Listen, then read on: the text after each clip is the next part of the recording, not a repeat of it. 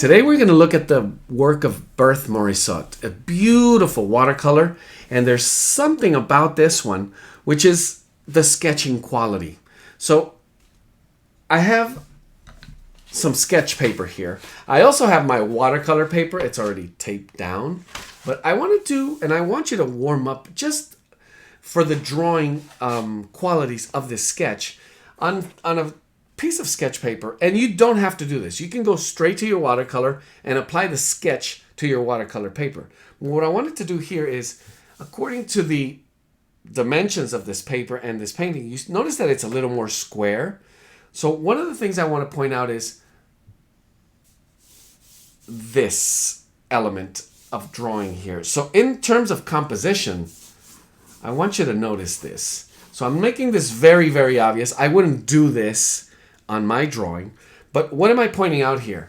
I'm pointing out those basic elements where you see a hand, an arm, a head, a torso, a waist, and the skirt. And within this sort of triangular composition, then we see also the basket with the arms, the hands, all the way to the hat. So very quickly, you notice that the amount of effort and the amount of line that you need for what could be just a beautiful approach to drawing, and the qualities that you can achieve with just that basic composition. So notice that this was very fast, by the way. Obviously, I would want to work a little bit more detailed and a little more specific in terms of curves and in terms of a little bit of movement and balance, and obviously a little bit of light as well. But it doesn't stop there. Everything else you see, we're going to basically break down from this sort of a pyramid or triangular composition. And what I want you to notice between the main subjects, these two figures, and the background is how to work that sketching quality while also looking at negative space. So what do I mean by negative space? I'm going to point it out really, really strongly here. We have negative space between the arm and then this other arm. And actually, I'm going to color it in so you can literally see what I mean by negative space. We have another beautiful negative space that comes right in here, right on the back, and what would seem like the edge of a sort of a tree or a ladder. And then we have another one here. So finding these little gaps of space that is open or would seem like open space, and then you begin to see them everywhere. Then we see the negative space in and around the subject in the front, alongside some of the tree branches, and then down here with our other figure with even a little more of that curvature. So organizing your negative space, it pretty much sets you up for what we will then do with brush and color. Now there's another way to do this, which would be to go straight into it. That was my quick sketch with color pencil. I want to do the same here. Now I'm working on a little bit of a smaller format here. This is 8 by 10. So I have it taped to my board. And I'm going to actually add a little bit of a frame to the other sides as well. So it looks just a little bit cleaner in the end. There we go.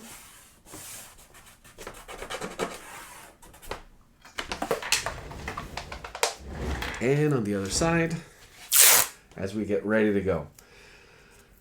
So I was mentioning the other way to go about this, two ways, would be to start with a pencil drawing and set yourself up with a nice basic sketch. When I call it sketch, I want you to consider how important is the pencil line going to be at the end in the overall. Can you see the pencil line? So basically drawing, sketching, figuring, putting the figures in, the subject, and seeing how far you need to push that detail. Or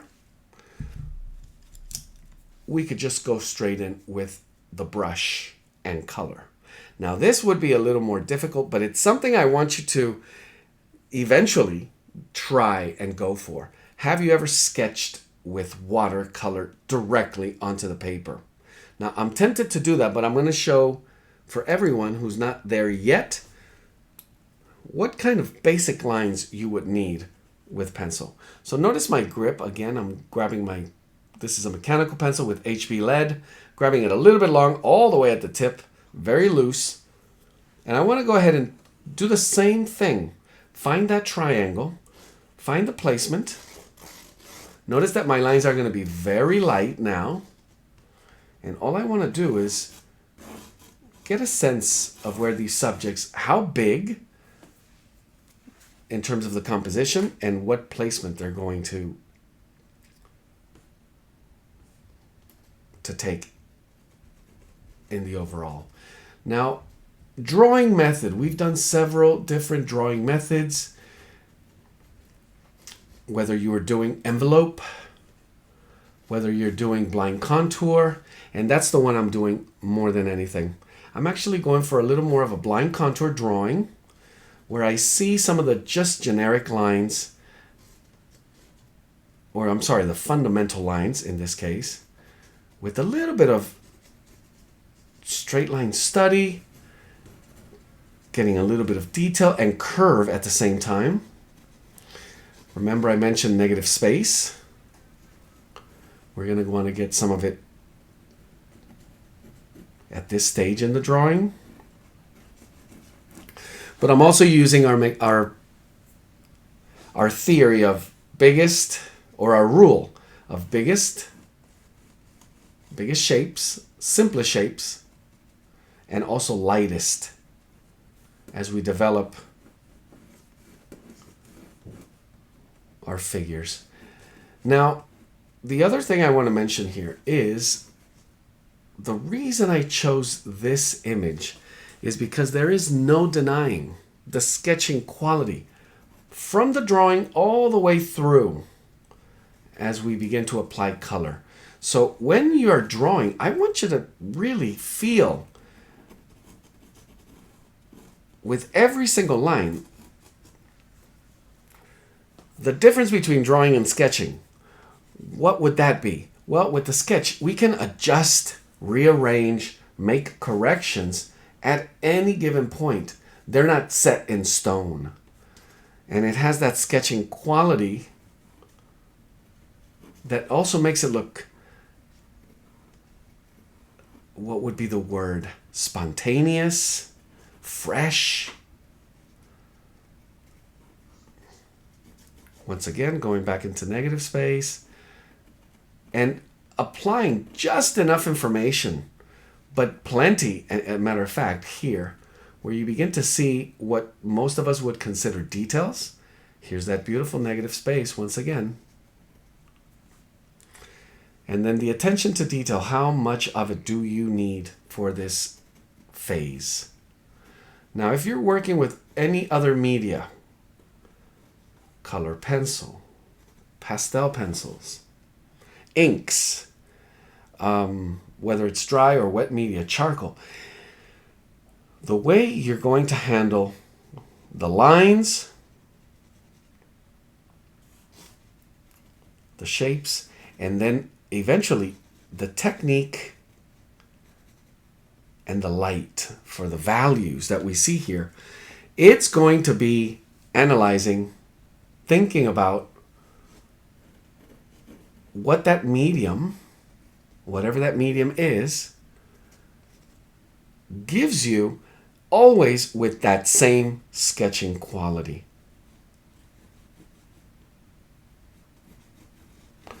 So you should be pleased with the sketch like this, and I'm getting a little bit stiffer. You notice that? Again, as we begin to enter a phase where we see more recognizable things. So I'm thinking hands and arms. Nope, that stiffens our sketch. You want to remain loose in the way you see. So the way you see simple shapes, circles, ovals, triangles, cylinders, and you want to almost never stop moving your hand, because it's what we always say. We're here. What are we doing here today? Oh, we're doing a drawing, an art session that is based on drawing, and we're going to do some watercolor. But the truth is, we're always exercise in observation. So make sure you are looking at the reference and deconstructing every part of it. The more you look at it, the more you will see what you need to see. And that is the key. Only you are going to be able to see what only you will be able to see. That is your gift. All of us looking at the same image, using the same mediums on the same paper. Only you will be able to see the way you see the world. So I have my basic subject. I'm happy with the setup. I may do a little just curvature here and there, but pretty much got it. Now for the other elements, I'm just going to add a bit of a guide here. For this tree branch, we have another one here. And I see it seems to be sort of like a ladder. And again, with a little bit of negative space, just basic lines. And by basic, I mean simple.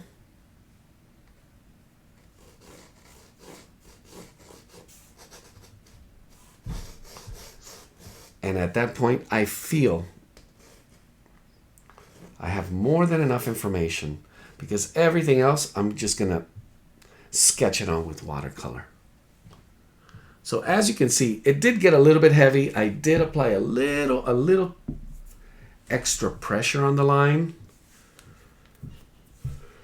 so you could see it. I'm going to tap it just a few strokes, tapping it with kneaded eraser, just picking up some of that graphite, and I still have that information that I want and need for our watercolor. So there are several different rules that we follow. Biggest, and we talk about biggest shapes to smallest shapes. You always want to do that. With watercolor, we also want to work the biggest area to the small and more specific. We also want to work with the simplest, biggest and simplest, to the smaller and more complex. The other rule would be lightest to darkest. So you want to stay as light as possible, as long as possible. And then we begin to develop layers and contrast. This goes for everything. If you're working graphite, charcoal, color pencil, in this case watercolors, you want to do the same. You want to develop from lightest to darkest. And you'll see me as well from furthest to closest. So in this case, the background would be the first thing, and I'm going to work towards the front. So all of these things together, I'm going to go ahead and grab I want to make sure I have the right brush for this size, and we have all kinds of different brushes for different areas. I may start with the bigger one and add, at this point, what would be the general color. Now, when you say general color, when we look at this image, there we are. I see yellows, and I see warm yellows kind of pushing towards the orange, but I also see greens. Now, if we start with the formula of biggest, simplest, we obviously want to start with lightest, since yellow is warmer and it's also lighter than the green. That's what I'm going to start with. And I'm going to start with some of those just using yellow ochre. And I'm going to really bring down the value by adding more water. And I'm going to try, again, sketching with color. So I'm adding this is wet on dry. And most of this watercolor today will be wet on dry. Now, thinking about, well, what's he doing? He's adding color where there's green. Well, some of this yellow, I could layer it. Because it's so light, I will be able to then, later on, come back, keeping a little bit of moisture, preserving some of my areas of light, some of my areas of white. But the sketching quality, what I really want you to work on today, is the sketching quality with your brush, just like you did with your pencil, and very patient. Don't overdo it. Notice that there's little zigzags and filling up the area, but you're not filling up the entire space.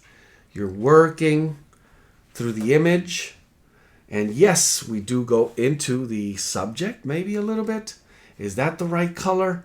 Well, remember, we can always layer. This would be our first layer, but we don't want to overdo it. And then one thing we want to do is make sure we wait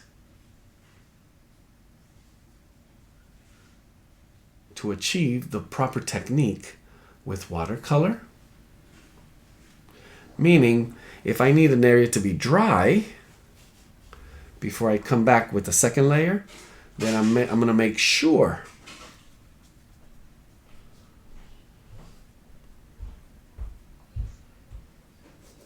I'm going to want to make sure that I check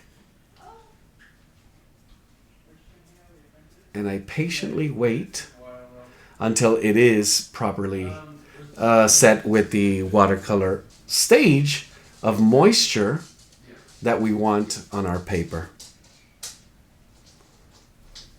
Now, I may be shifting the color temperature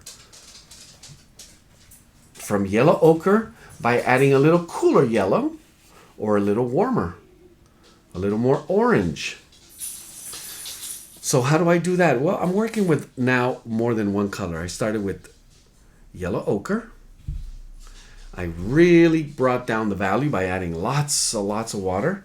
And then you actually look closely at what's going on with some of these color mixes on the painting. Are they mixed on the palette or are they mixed on the paper? And we want to make sure we see the right approach in terms of picking not just the right brush, not just the right color, but the right application. Meaning, do I mix it on the paper or do I mix it on the palette and then bring it over? Now notice how light this is, but there's already a sense of airiness. There's a sense of space. I can begin to feel it. I can begin to see it. I'm going to bring in a little looser. I'm going to add cool yellow. So I have a little lemon yellow. And I'm going to mix that with just a little more yellow ochre so it doesn't jump too far. And I see this popping up right about here. So you want to see that change. And there it is. You see a little change in temperature. A couple of lines, almost like rays of sunlight. And obviously, we're working from a beautiful reference where the artist already solved all of these issues. The only best thing, the one thing that would be better than this is to do it from life. If we had a scene outside with beautiful light and beautiful subjects, that would allow us to do a quick sketch of them. As you consider those changes in light, in temperature, and the temperature of your colors. So for the temperature of colors, I know it gets complicated. We talk about warm and cool. The more you practice with it, the more you will get a sense of. If it's not totally clear as of right now. The more you practice with it, the more it will make sense. And I don't want to confuse you too much with that. With that, which means knowing when or how to create contrast through color temperature. And we're going to do a little bit of that today. We see warm colors and we see colors that begin to cool, those greens. And I'm wondering, is the timing for this right? So I'm going to go ahead and bring in a bit of green into the mix. I'm going to use a little bit of olive green. And I'm just going to mix it right into the leftover yellow ochre that I had. And this is one way to use transitions. Keeping a clean palette. You don't want to have color mixes that jump too far. Most of the time you want the colors to be in harmony. Easiest way to keep that harmony is to have those colors or a limited palette of colors that you can mix with each other. And now back to sketching. Now I'm beginning to see the edges of some of the figures. I begin to see the light bouncing. You should be able to or consider a few things here. You may want to have 2 or 3 variations of this green. So this green right now, it's still cool. So I want to warm it up a little more. Now warming it up means, yep, bringing a warm color, neutralizing the color. So bringing a little bit of the yellow ochre, or maybe even a little bit of red, which begins to brown it. But you have to be very careful with the ratios. And to cool it, you'll bring it a little more towards the deeper green with a little blue. And remember, yellow and blue give you lots and lots of variations of green. So you're going to see a little bit more of a earth tone. And I am seeing it sort of mixing on the paper as well with some of this yellow. And I just want to set it up and measured. I don't want to put it all over. I'm going to take my time and I'm going to pick my spots. And I'm also going to pay very close attention to the amount of moisture I'm adding to the paper, to the amount of strokes. And how much I'm filling up the page. The faster you fill it up, the faster you run into problems. You want to solve these problems little by little, slowly. And by slowly, I don't mean gesturally slowly. I mean analyzing the problem and with a little bit of patience, making sure I'm beginning to bring in a little bit of cooler green. And you'll see this one here. When I bring this color in, I go with Viridian Green. And if I were just to bring it in, you're going to see it looks like minty green. Now, is that too far from what I had going on in the on the paper, which was soft and smooth? That's what I mean by color temperatures. This got really, really cold. It's not even warm, cool. It got cold. So I will look into a warm blue, in this case ultramarine blue, and create a little bit of variation to that. While you still read it as green, it will have just enough of a variation, and as well with the temperature, just to give us a richness of greens that we have. Now, it may look too blue. I need a new paper towel.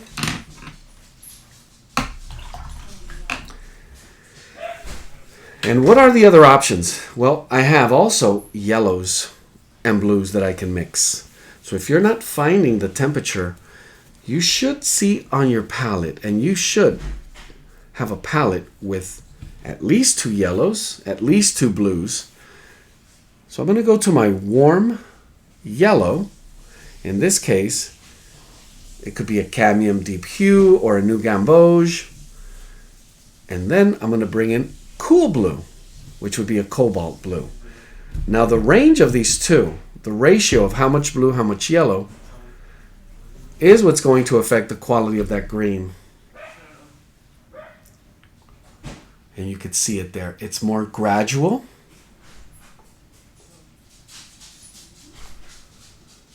Also, you begin to see it's a little deeper. You see there's more saturation.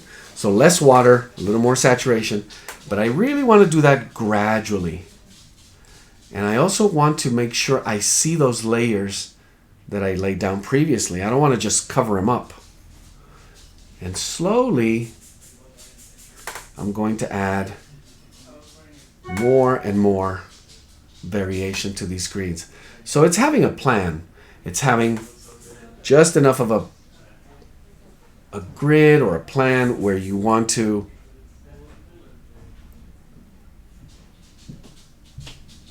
see how it develops.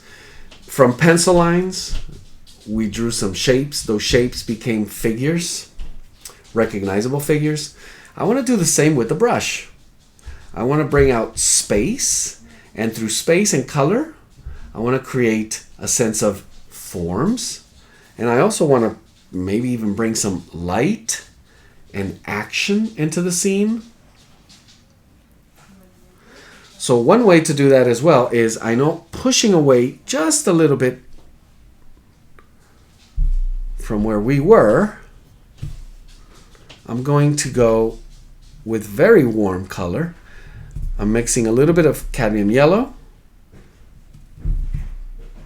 with a touch of cadmium red.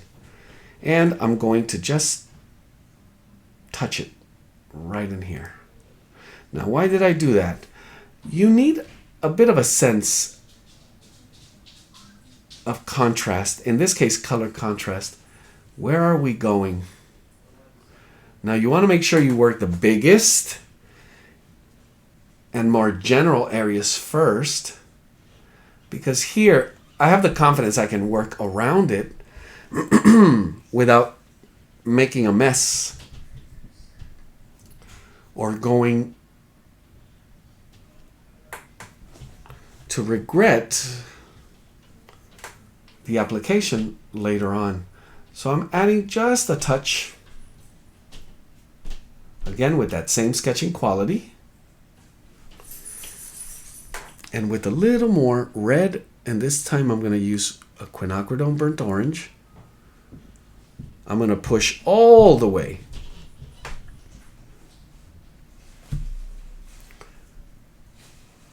with this area right here. Once again, this begins to point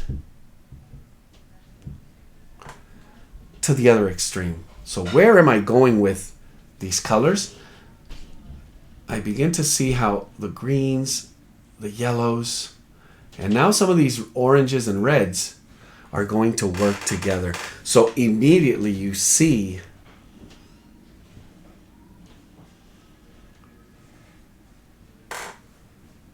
how much further can I push, if any, the temperature or the saturation of these colors. We're going to have lots of little red berries and some blues that pop up. You could see them there. So with this, I can now have a better idea of how much further I need to push these deeper greens. And I will go towards sort of a mintier green. So with a cool yellow, which is a lemon yellow, and my cool blue, cobalt blue, I'm going to look for, wow, this was pretty lucky. It came right on the first try. And the most important thing, making sure you're working with the moisture that allows you to sketch. So if it's too wet and you begin to see some of that wet on wet movement, you may want to hold off. If that's what you want, if you want some of that technique to show, then again, timing it,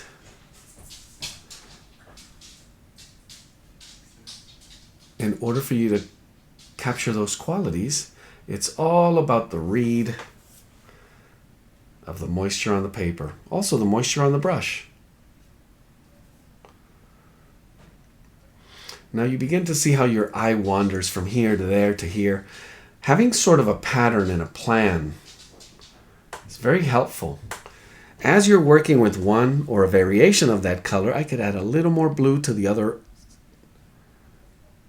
side of the spectrum, and I could begin to bring that in here where we see a little darker quality in between the two figures, and as they begin to show as leaves, I could just dab it in. But if you've noticed, I've kept my sketching quality all the way through. And at some point, it begins to reach a level where you feel like you're almost done. You're reaching those finishing touches as your brush strokes and color dabs get smaller and more precise. And you'll see me go back and forth a lot more from the palette to the paper.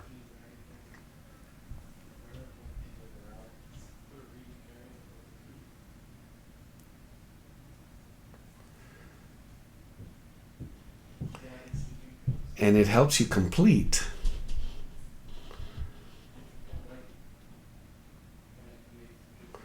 the overall look as you see it sort of come together.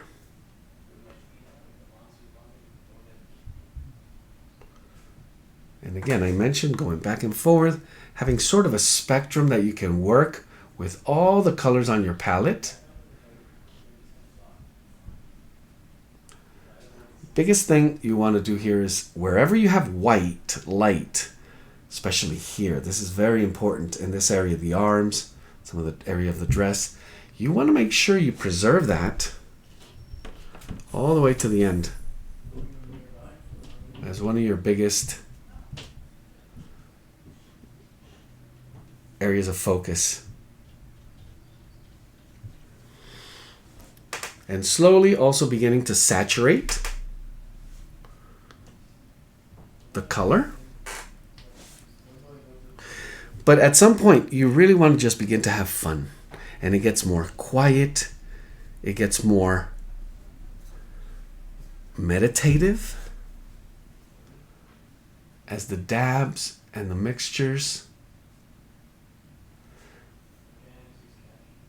get really more and more defined in terms of shape, in terms of technique, in terms of color.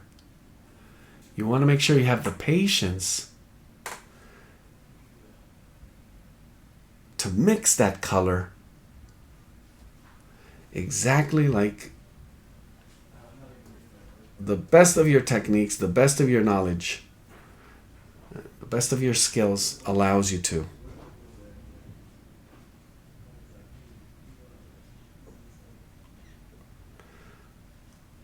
And again, my eye wandering all around, looking for those touches of color. And this is that bluish green color that I have on my brush now. And one of the things, we get a little lazy and we pick one color and then we use it until we can't use it anymore. You want to make sure you develop the patience to do a little bit of that back and forth that is needed.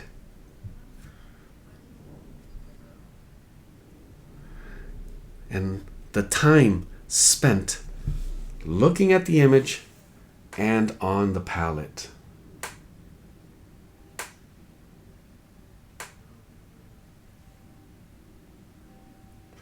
Also, the amount of time you need to let certain areas dry.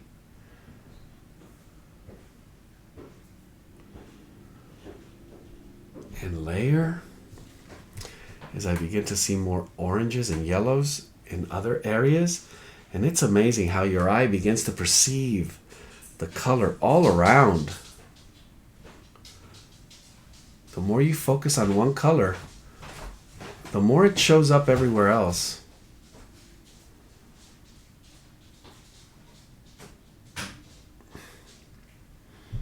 And then it's about the quality of your brush strokes. How you can handle the brush. Do you have the right brush in your hand?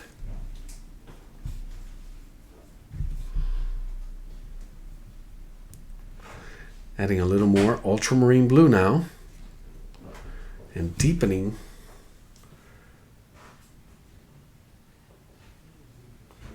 With patience, without going too far too fast. Allowing this to slowly begin to layer. So there's a bit of that strategizing, knowing what you're doing now and how it's going to serve you later on. Knowing how some of this blue could also read as green. Tricking the eyes of the viewer with a little bit of yellow and blue side by side.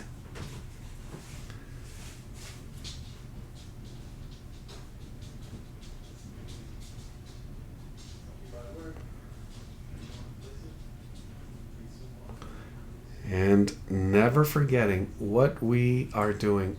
Exercise and observation. How often are you looking at the... At some point you forget to look and you're just adding information. When in fact, what you want to do is look closer and closer.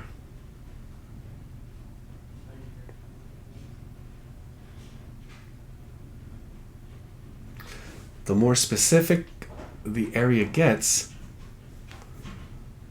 the more detailed, the more patience you need to muster without losing that sketching quality.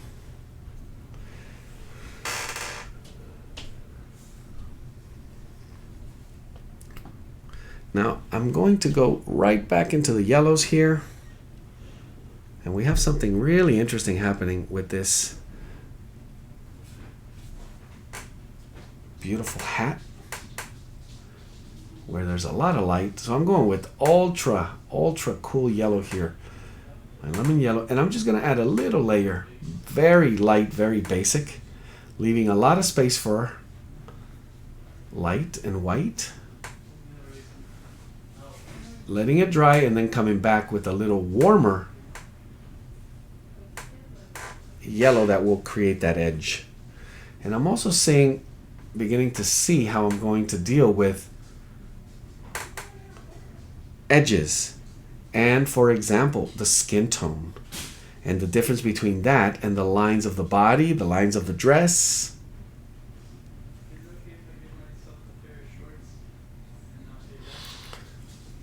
And while I do that, I'm going to go back into the yellow ochre as I saturate the color just a little more.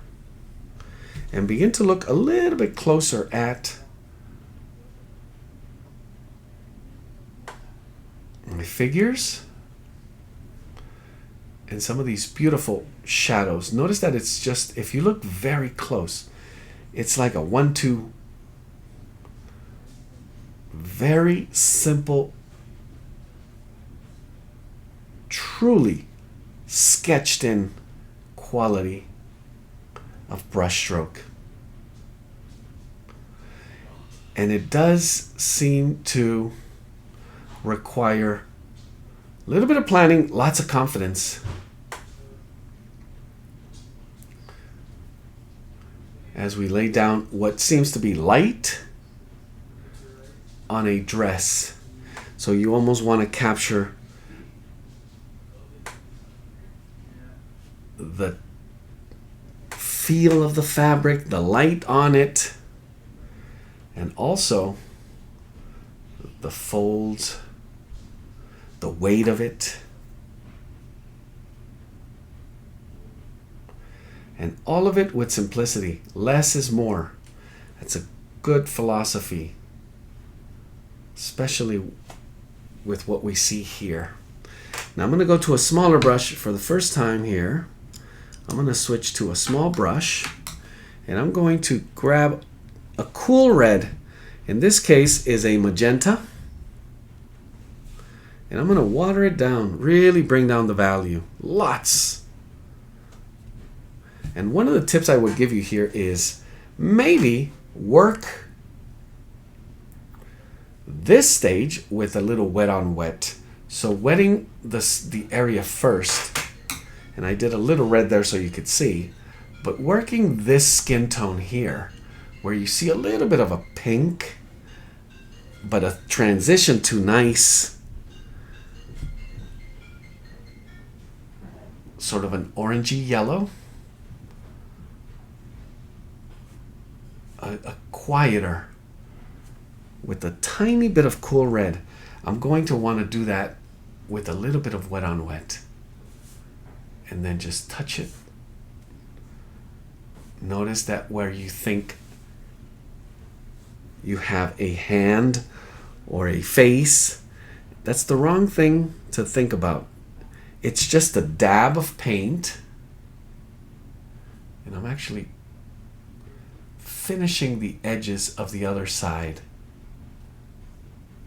where you see the edge of the muscle and the pose of the hand.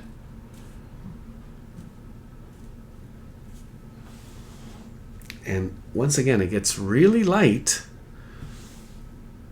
as I deal with negative space. So you want to do this making sure you control the brush, or when it's dry. You don't want to do it while it's wet. And here, I want to make sure I have 2 or 3 of those greens. So the minty green, the yellow green, and a cool green. So I could create the small transitions that you see.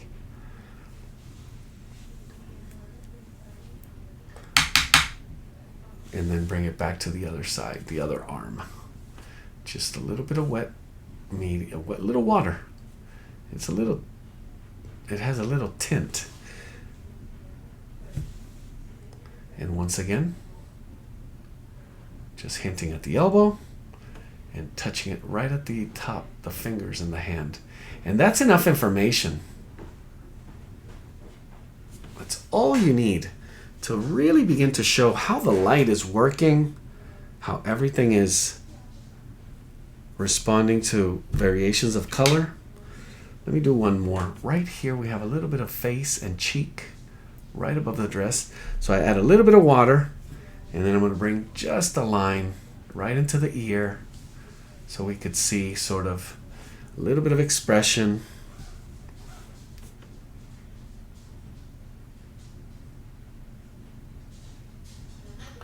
A little bit of edge.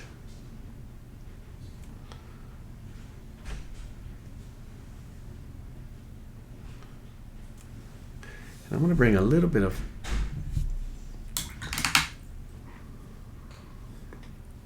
just a punch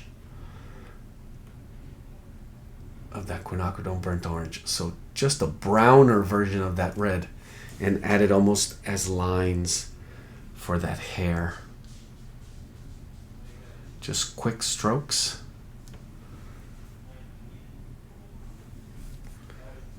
We actually have just a little bit more right over here on the other side.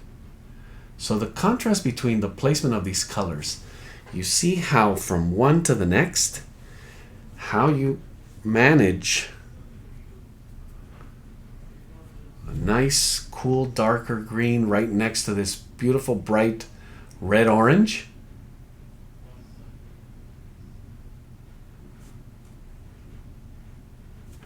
And we're just getting started. Now it's starting to...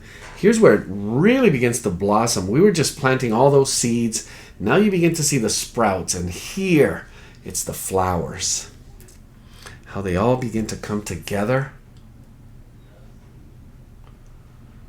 And also, as the color dries,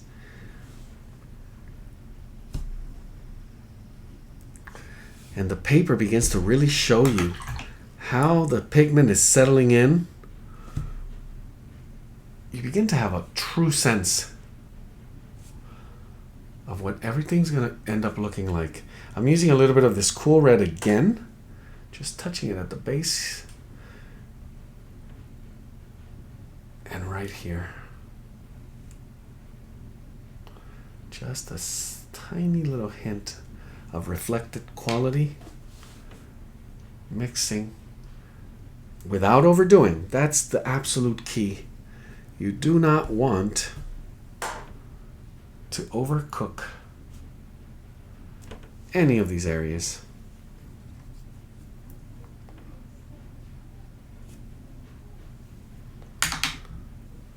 You want nice, and if you made it this far and you still have that sketching quality, that sketching mentality all the way through,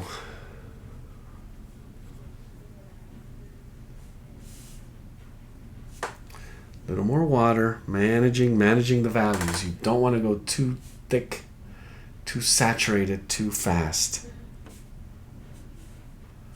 More and more, and they get smaller, they get sharper, and they get more detailed. But you want to do that slowly and carefully. At the end of every piece is where you want to be the most careful. You want to make sure you're not rushing through.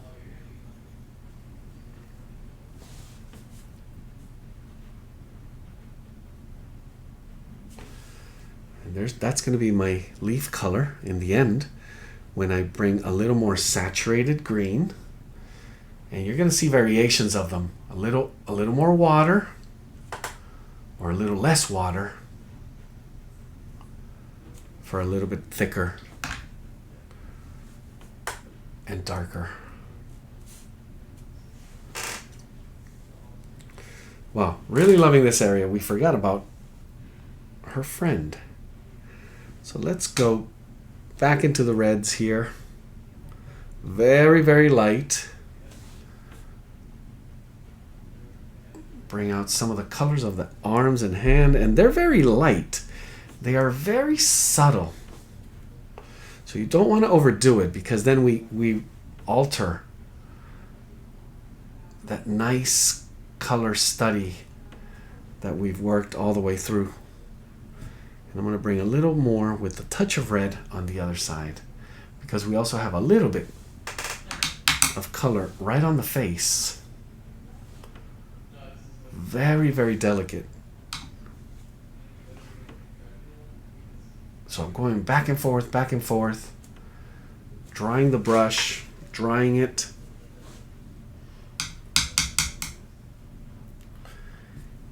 And slowly working a little more, some of the hints and some of the edges. In the end, that's what it's all about. How you manage color, your technique to create those beautiful edges that give you the variety of shapes. So we're going to create a little more, a little sharper. I do think we need just a hint. I'm going to go into my burnt umber with a little touch of burnt umber. And I'm going to touch a little ultramarine into that burnt umber. So it becomes a little darker version, a gray, going towards black. And I want my absolute smallest brush for this, because I'm going to try to work just some of these linear. When shapes are reaching the end, I need a smaller brush.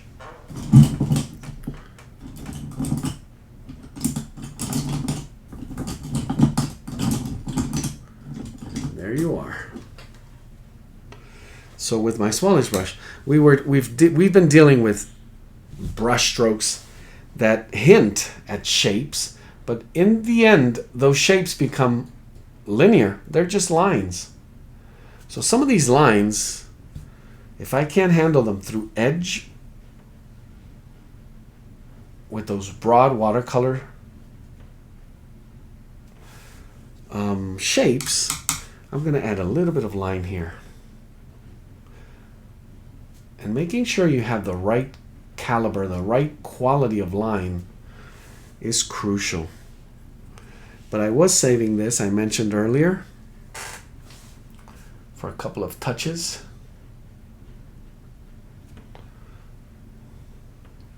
Of that cool yellow, and then bring some of this warmer.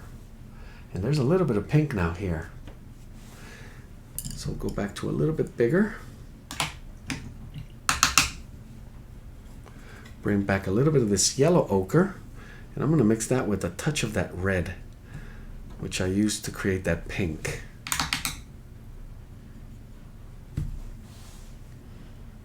You see that there's a nice hint of that color, and right here on the what would be like the cheek, and it's just a touch, just a nice touch of color there, with no detail at all. If anything, that is the edge that I've been talking about, with some of this hair that gets a little darker right at the top and right over that shoulder. And our imagination does the rest. Our brains are so incredible at finishing the task. They see what's there, they see how a shape of color, a brushstroke, can complete the scene, letting us know it's a girl with this beautiful hair,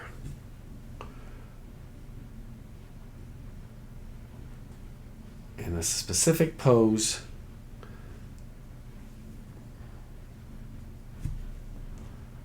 And we can even imagine that the expression and the state of mind. So this is where, yes, there's a lot more. There's a lot more linear and other type of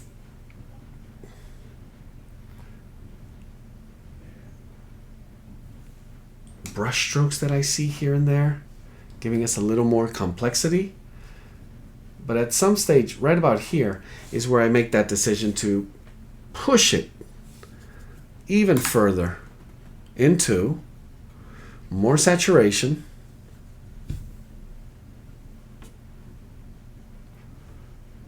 smaller, sharper, and more complex brush strokes.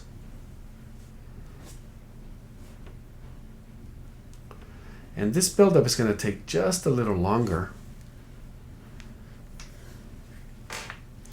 But in the end, as we reach the final stage, the more we begin to develop, use a little bit more of this burnt umber here, and we see these, what seem like tree branches. Saving that for last, adding a little extra water, letting it run so it gets a little light. And I want to add a little bit of blue to this side of it. So there we go. There's one. And you see all these smaller branches. But I don't want to do too many of them. I think overall it reads beautifully already. And my plan is to bring out some of those smaller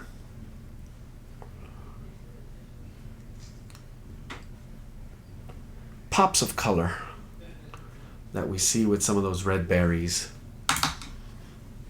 I think this may saturate it a little too much, but that is a nice touch. We have the other one on the other side with a little more blue that comes right about here, which is why she's there. And see all these little branches. I don't know if they're necessary for mine.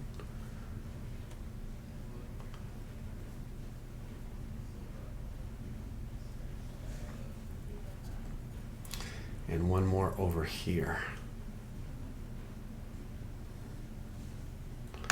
And that pretty much completes the scene. Our sketch. And I want to show you just a little bit how far I would go with in terms of saturation. I see a deep, and it's almost a purple version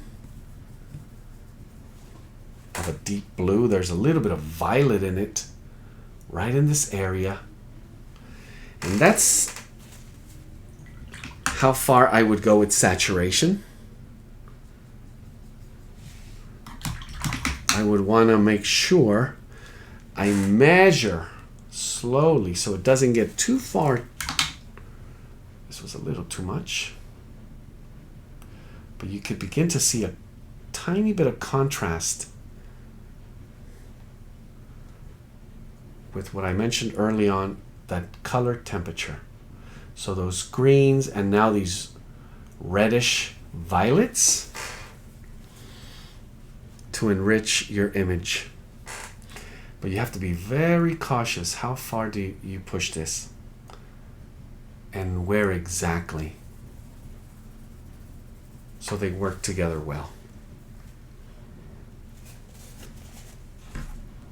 And there we have it. Here's where I would take a pause, step back just a little, make sure I revisit areas, make a good assessment, remix some paint, and apply the final layer, which would be more saturated, more specific, smaller, and finish it up. Hope you guys enjoyed it.